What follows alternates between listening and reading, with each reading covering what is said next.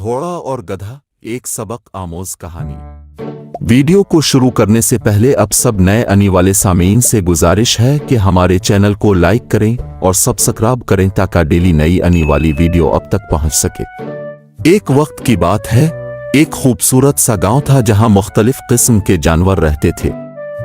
इस गांव में एक घोड़ा और एक गधा भी रहते थे। घोड़ा बहुत तेज, खूबसूरत और शाहाना था।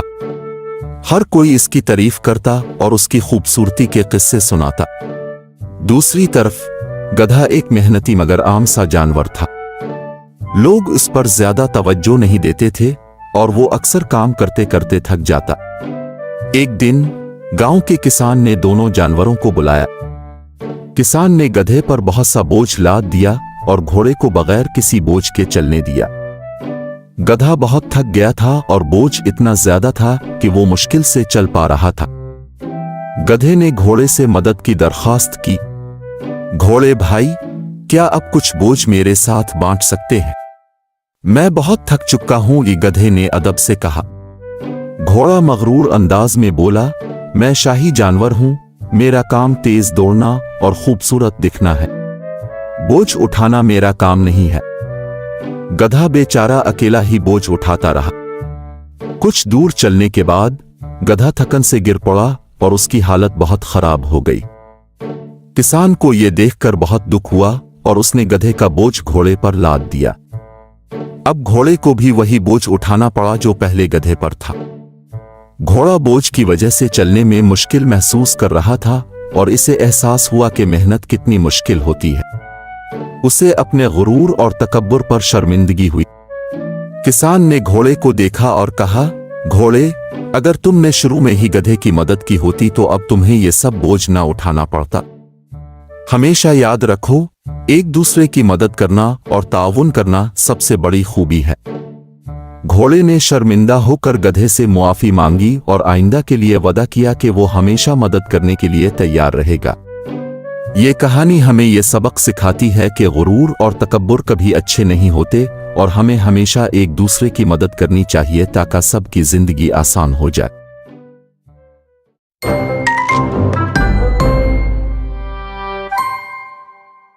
एक दिन का जिक्र है, जंगल में एक ज़ेब्रा रहता था जिसका नाम ज़ीनी था।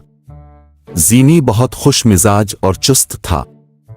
इसके जिस्म पर सियाह और सफेद धारियां थीं जो उसे बहुत खूबसूरत बनाती थीं। ज़ीनी के बहुत से दोस्त थे मगर उसका सबसे करीबी दोस्त एक ऊंट था जिसका नाम कमाल था। कमाल सहरा से आया था और जंगल में एक झील के पास रहता था। एक दिन जंगल में शदीद गर्मी पड़ी। हर तरफ धूप और गर्मी का राज था। दरख्तों के पत्ते मुरझा गए और झील का पानी कम होने लगा।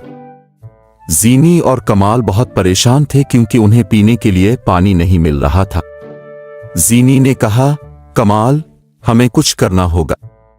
अगर हम पानी नहीं ढूंढेंगे तो हम सब मर जाएंगे। कमाल ने सर हिलाते हुए कहा, हाँ ज़ीनी, हमें पानी की तलाश करनी चाहिए।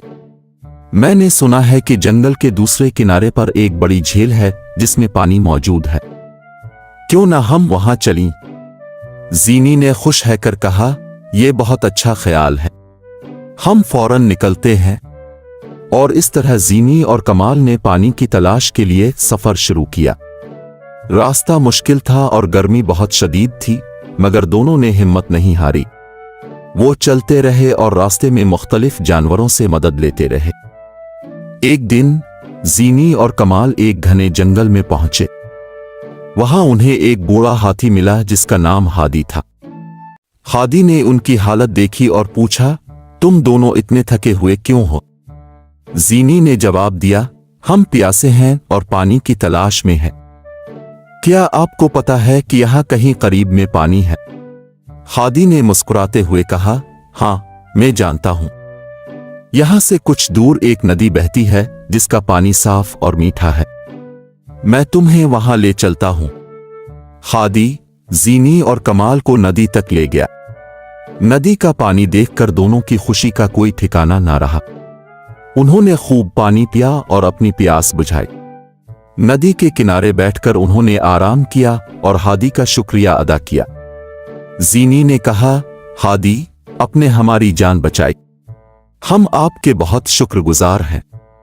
हादी ने मुस्कुराकर कहा, दोस्तों की मदद करना हमारा फर्ज है। जब भी तुम्हें मदद की जरूरत हो, मुझे याद करना। जीनी और कमाल ने वहां कुछ दिन गुजारे और फिर अपने जंगल की तरफ रवाना हो गए। रास्ते में उन्होंने सोचा कि वो वापस जाकर अपने दोस्तों को नदी के बारे में बताएंगे ताकि वो भी अपनी प्यास बुझा सके। जब जीनी और कमाल वापस अपने जंगल पहुंचे तो उन्होंने सब जानवरों को नदी के बारे में बताया। सब जानवर खुश हो गए और जीनी और कमाल की बहादुरी की तारीफ की। इस दिन के बाद जंगल के सब जानवर हादी की नदी से पानी पीते और खुश रहते। कहानी का सबक यह है कि दोस्ती और मदद करना बहुत अहम है। मुश्किल वक्त में हिम्मत और हौसला नहीं हारना चाहिए और मिलजुल कर मसाइल का हल तलाश करना चाहिए।